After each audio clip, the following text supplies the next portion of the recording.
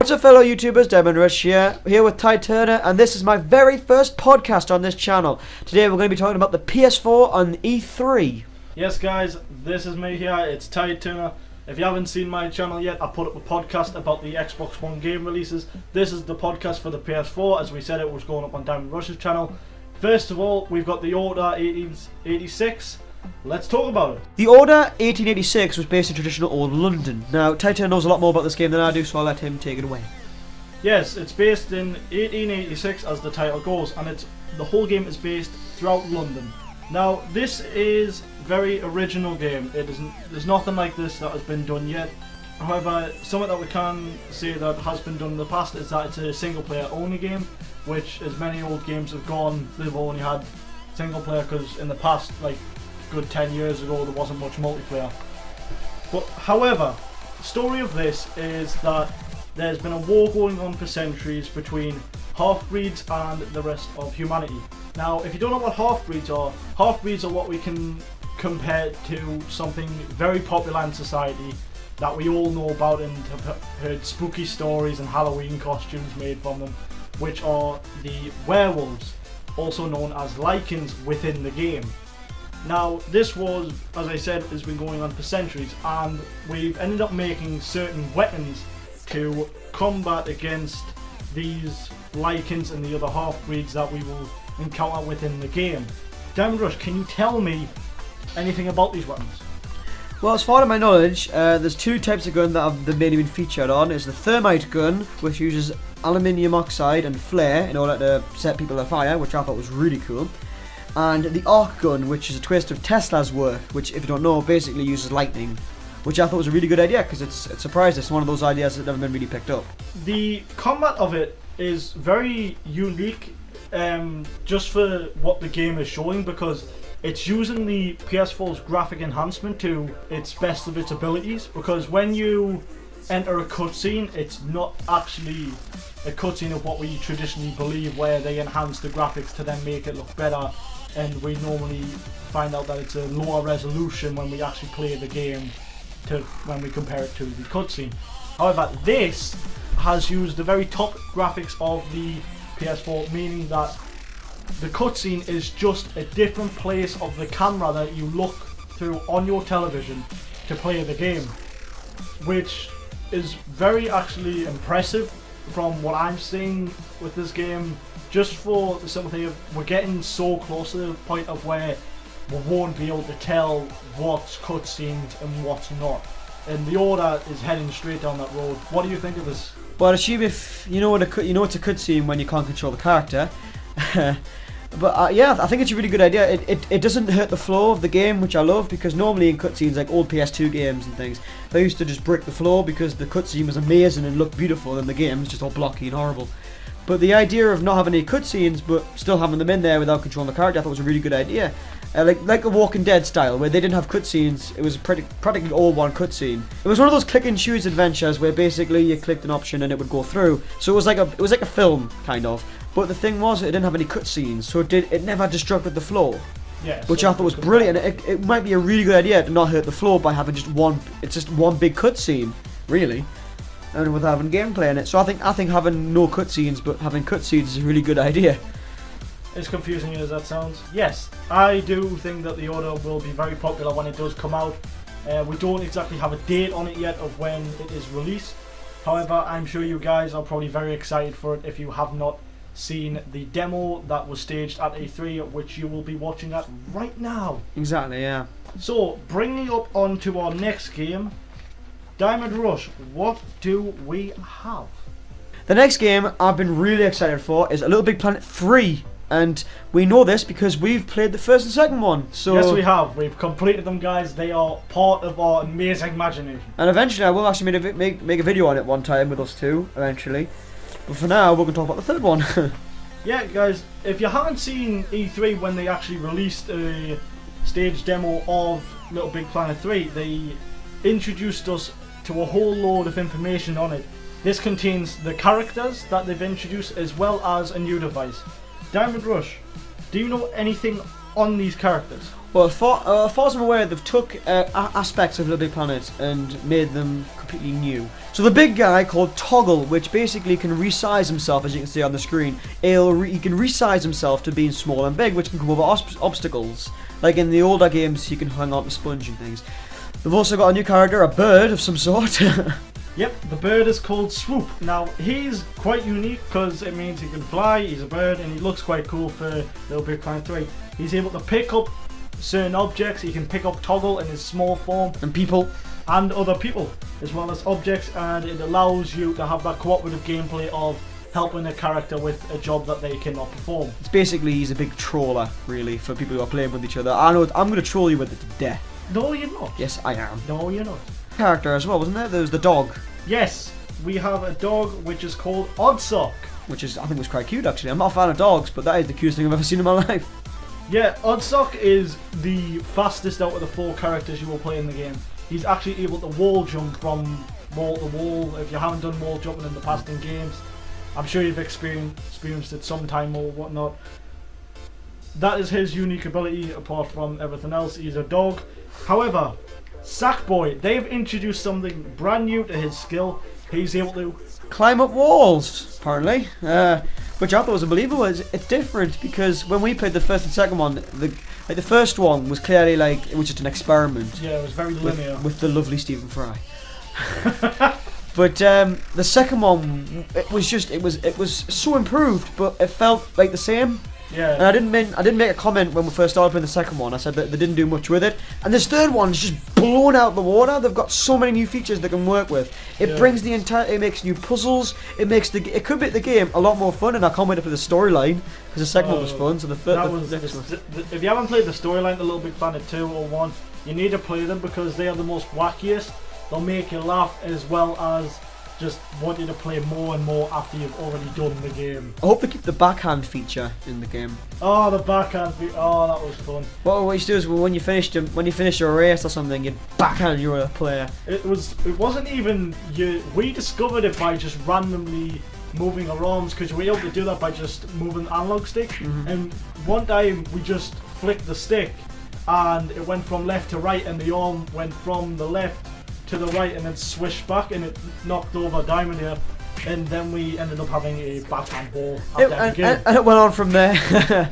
But yeah, we've loved Little Big Planet for a long time. I actually had to rebuy the second one because I accidentally traded it in, but I rebought it and I've still got it. I will make a video on it because it is a fun thing to do. You can make custom maps and things, and we used to play a lot of custom maps and things. Yeah, guys, I'm sure we'll make a road to Little Big Planet 3 soon. Oh, definitely, yeah, definitely. But we're definitely going to get it when it comes out. Oh yeah. And if not, then I'm getting it. We're playing 2 players because it's so fun. Well, yeah, we've got to. Now, another thing that they've added to the Little Big Planet franchise is a new device. Believe it or not, it's called the Pumpinator, which is as funny as the name is. The dirty-minded of you out there listening to this, laughing as same as I did. We're all immature. The Pumpinator is able to move very heavy objects. As you see, the character playing as Sackboy is able to lift objects and open doors and entrances to allow the rest of the other players through. But apart from that, there's not much else we can really say on Little Big Planet 3 at the minute, guys. I hope they're going to bring new features out because it hasn't been given a date yet as far as I'm aware, so they could be bringing new things into it. Yeah, I mean, it's going to be on PS4, so it's going to be a lot more graphically enhanced than Little Big Planet 2. Oh yeah. And I think they kept Stephen Fry in, which was a great idea. His voice is just, oh my god. Just listen. We'll leave it for 5 seconds. Just listen to his voice. Jesus Christ. Just listen. Yeah, here's an old cut from Little Big Planet 2, guys. Notice at the front and centre, there's a controller. That, Miss Sackchum, is your pod computer. Just stand in front of it, tap the menu button, and let the adventure begin. See what I mean? His voice is unbelievable. Anyways, guys, bringing you up to a next set of games that we got seen at E3. We're going to talk about Bloodborne. Now, unfortunately, I don't know much about this game, and a lot of people don't, surprisingly, so we'll have to work off the trailer, but we'll have both of our opinions about it. Yeah, I mean, like Dem just said, we don't know anything. It's just the trailer. We can compare the way we're going to talk right now to what we spoke about Scalebound in the last podcast. If you haven't seen it, the link is in the description. But we can only talk about what we saw in the trailer, and it just, to me, we can compare it to a version of Dead Rising in terms of it looks like you're fighting against a lot of infected. When you will see in a minute a dog that looks pretty infected and is terrifying as hell. I remember seeing that when it was on E3 Live. Jesus. That I'll tell you one thing. I didn't sleep after that. No, a lot of people didn't. that was horrifying. But the weapon was interesting. Yes, the weapon that you'll see in a minute, guys. You will play as a knight by the looks of it, or a member of a medieval group of army, or something on those lines. It is set in medieval times, if you haven't quite grasped this yet, guys, from the trailer. It looks like medieval France, from what we mean. Maybe, as an estimate, would think France or London. Could be Italy. But I hope it's not another zombie shooter. Because if it I is, thought it's going to be a shooter. well, you never know. Considering it's medieval. Well, the last game did the order that had guns in it. But no, I hope it's not one of those. I hope it's not another zombie game. Because then I'm not going to bother. If it's like an infected game, like Last of Us, that was a bit different. Because it was zombies, but no one thought about. A lot of variables in that. But no one thought about calling them zombies. But the idea of having zombies again, it would make me annoyed because I hate so many zombies in so many games. Yeah, I mean, this is a lot more set in medieval times, so the weapons that you will use will be more likely bladed weapons to crossbows and bows. But we can only talk about the trailer itself, so there's not much we can really say. It's just basically a medieval version of Dead Rising from what we can see from trailer-wise. I'm not saying that it is, and it's just first look opinion, which I'm sure you guys have your own opinions and maybe are possibly agreeing with me or agreeing. Who knows? What's your opinion on this? Mysterious. I think the game looks very mysterious. I can't wait to play it actually because they've given nothing away. Like the thing that Destiny did for me was that it was very mysterious at the start, and I was like, ooh, interesting. But then they gave all that gameplay and beta alpha and stuff away, and I was like, oh well, not very good. You know, not my type of thing. But the idea of a game being mysterious, I love because games have never done that, and some of them, obviously, some in the past have, but haven't really worked out very well. Like the Batman, I think the Batman games were very mysterious, which we'll talk about sooner or later. But the idea of a game being completely mysterious, I just love, because it gives nothing away. It gives certain other aspects, makes people think, but never actually gives a 100% black and white what the game's going to be about. But yeah, guys, if you haven't seen the trailer, you've seen it now while we're talking, and if you want to experience this full sound effects of it, you can go look it up on YouTube. However, for our next game, we have Far Cry 4. Dan and Rush, tell me about this. Well, I've only played Far Cry 2 and 3. The second one was a bit dingy and, to be honest, rubbish. It wasn't very good. I didn't like it.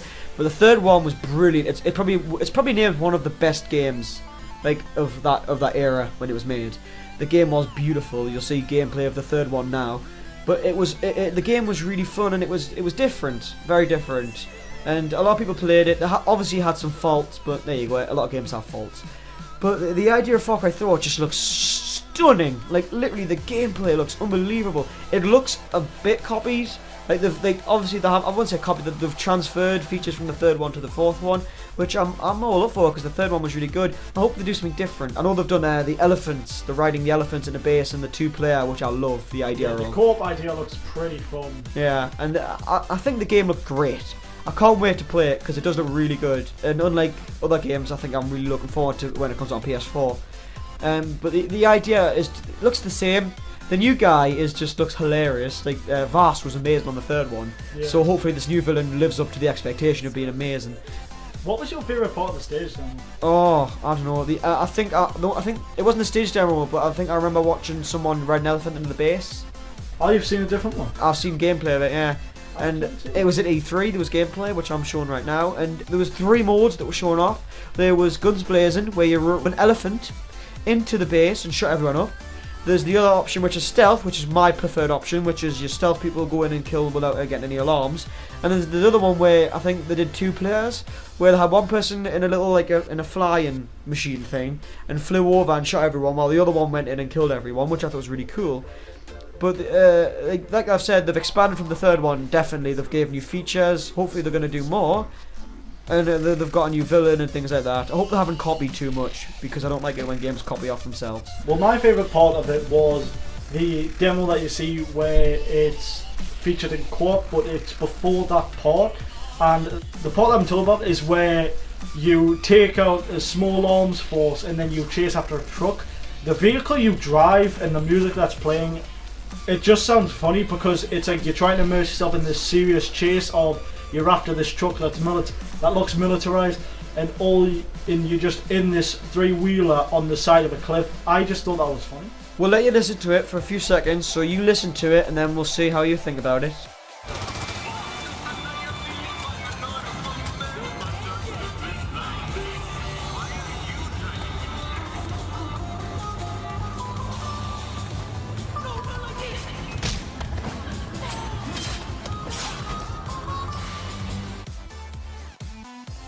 Great, that was that. It does give the game a lot more like tensity. Like they did that in the third one with the there was a mission, again no spoilers, but there was a mission where you had to burn down a crop field, and the music was just unbelievable. Like the music was like one of those kind of just burn everything music, which I thought was really good. Yeah, and it made the game great. The next game we're going to talk about, guys, is Dead Island 2. Now, I haven't actually played much of this. I had a go once, and I couldn't quite get into this game. However, Dan Rush here, he completed Dead Island 1, so he knows all about the crafting mechanics and everything else behind it. So, Dan Rush, what do you think? Well, I'll tell you what, this next one looks a lot more beautiful, just because of the fact it's on next gen. But that that does make the game look a lot nicer. I've seen the trailer, and I thought it was hilarious. Yes. Which I'll notify something in a second. But the idea, the first one was okay. I wouldn't say it was the best zombie killer I've ever played. There was a lot of problems with it that I had and my friend that I was playing with had. But in general, it was alright. It was a good idea, and it did lack some bits. The level design wasn't very good in certain parts. Like the first levels with the beach and stuff, that was brilliant, looked lovely. Then there's some for some reason you're stuck in a danky kind of looking area with clouds, and it's it's a bit ugh. But this new game looks bright and beautiful and exciting and a bit mad, which I like about games like that, like Dead Island, because they kind of make things different. Like the crafting system was really good. Whether that be a bit, stretching it, like putting was it a razor blades on a bat and then electrifying it. So it does extend the imagination. But the new trailer does make it look quite fun, like mad, kind of that new game, Sunset Overdrive. Yes. A bit mad and mental and not really like. If you don't know anything on that, guys, look up the last podcast we did. That's on my channel. On the Xbox One. But this next trailer looks really good, and I notified this when I was watching it live with a friend of mine. And there's a part in the trailer which you'll see where, and I'll let you hear it because you'll think the same thing. But we thought ourselves at the same time, was that Jack Black? We think Jack Black's voice is in the game, which I thought was amazing because Jack Black's voice. Firstly, Jack Black is awesome.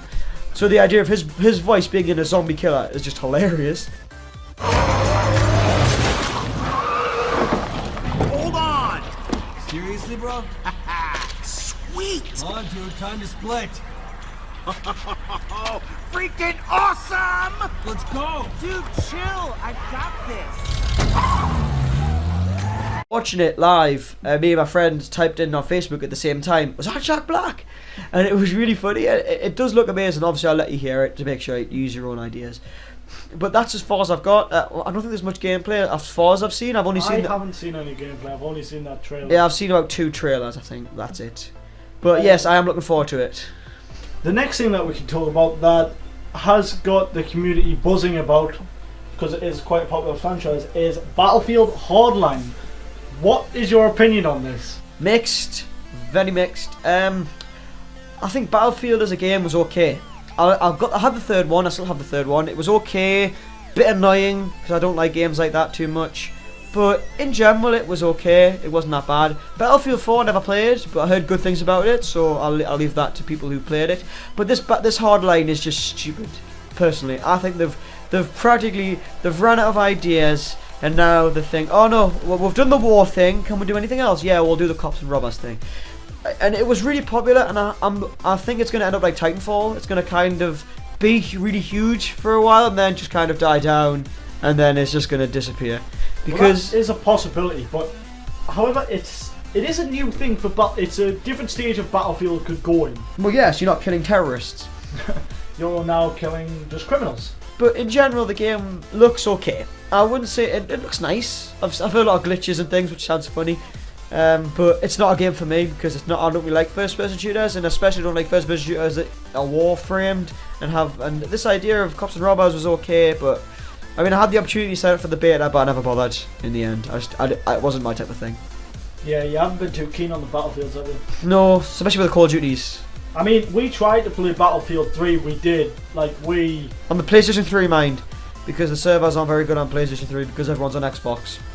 Be that as it may. Yeah, but we did try to play it and get into it. It was fun in some parts, but it just seemed majority of the time there wasn't much to offer with Battlefield 3 in terms of the multiplayer.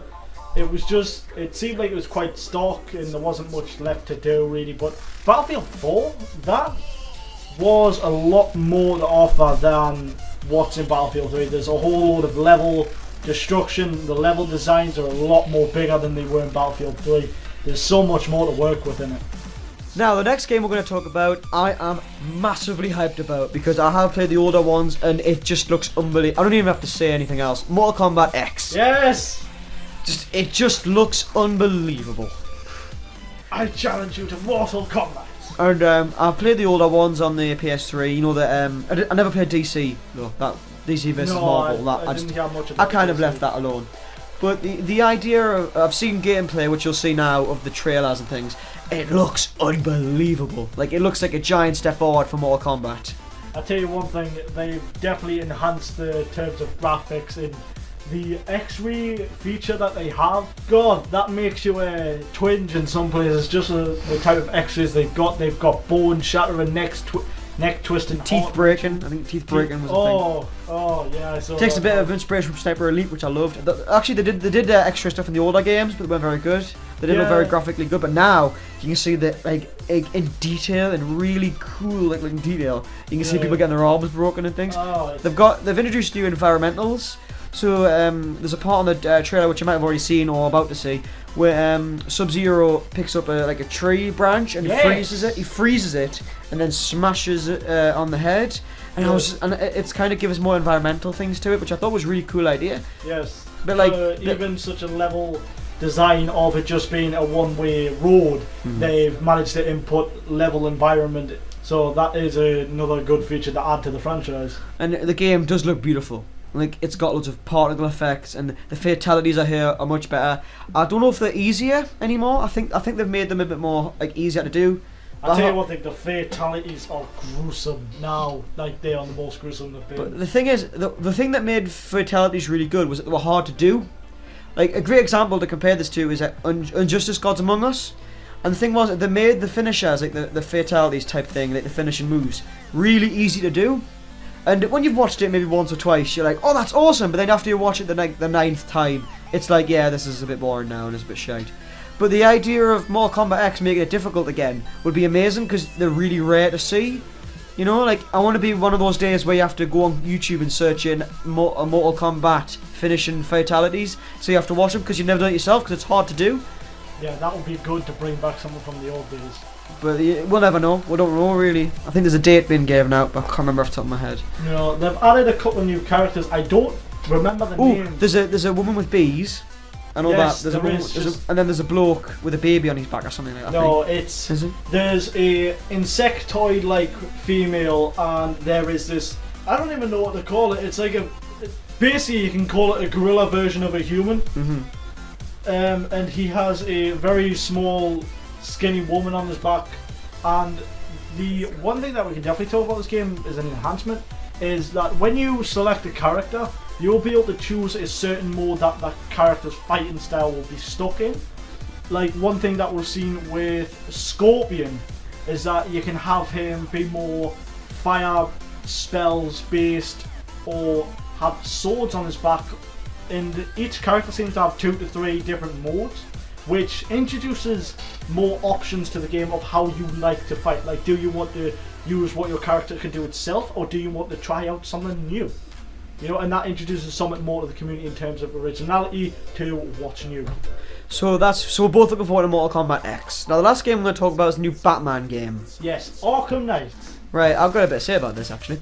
Not a little bit, but there's a trailer been given out. Like, it's not in the game. It's like a pre-rendered trailer. You know, one of those trailers they make where they just yes. It's like all animated. There's not actually gameplay in it. Yes. And a lot of people say, "Oh, that's awesome. The game looks amazing." But personally, there's no gameplay. You hate pre-rendered. I do, because I'd rather watch gameplay and I know what I'm getting into. I don't want to see some fancy cutscene kind of video. I don't want to watch that. I want to watch gameplay. I want to see what the game looks like. I don't want to see pre-rendered rubbish. because it doesn't help the game. People always like watch it and see the game and go, "Oh, that game's amazing!" Like, but what have you seen about the game? Well, there's Batman in it, right? What else? Well, you see the villains that are going to be in it, right? Anything else? No, Batman kicks bottom, and it's like, no, well, you gotta. I like watching gameplay because you know what you're getting into.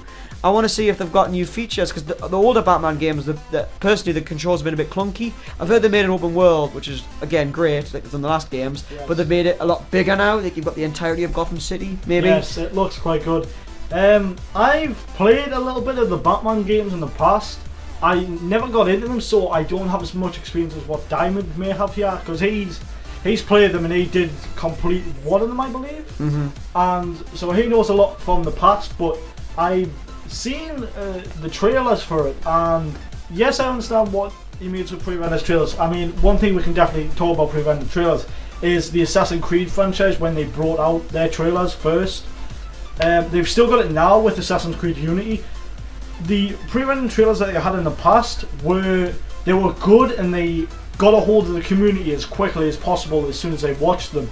But yes, I do agree with Diamond here that pre-rendered trailers are they're not part of gameplay, they're just to grab the audience. And they do say it's not a part of gameplay, but you're still grasped by the look of it and how amazing it appears to be, but will not ever be able to experience that. However, with later games coming out with PS4 and the next gen games, we are getting closer to that look of games now. Yeah. But the Batman Arkham Knight, it looks, I think it's probably going to be something a lot different than the older Batman games. I hope so, because no, I don't mean that in a horrible way. I mean, like, I want them to expand and be better, because I've played the old Batman games and they're okay. Don't get me wrong, I like the old ones, but I want to feel a bit more like Batman. I want to feel like, you know, like worried for my life and things like that. I don't want to feel kind of overpowered and crap. I want to feel kind of, you know, free roam and stuff, like feel like mysterious and things. Batman can't be worried, he's Batman. Exactly. Right, anyway, thank you all for watching. If you want to go see the Xbox One podcast, be sure to click on the link in the description and on the screen right now to have a quick look. Thank you all for watching. Thank you for being here, TideTurner. You're very welcome, it's always been a pleasure. And I hope we can do more of this if it gets popular. If not, we can stop. Yep. So thank you all for watching, and I shall see you all in my next video. I'll catch you in the next, guys.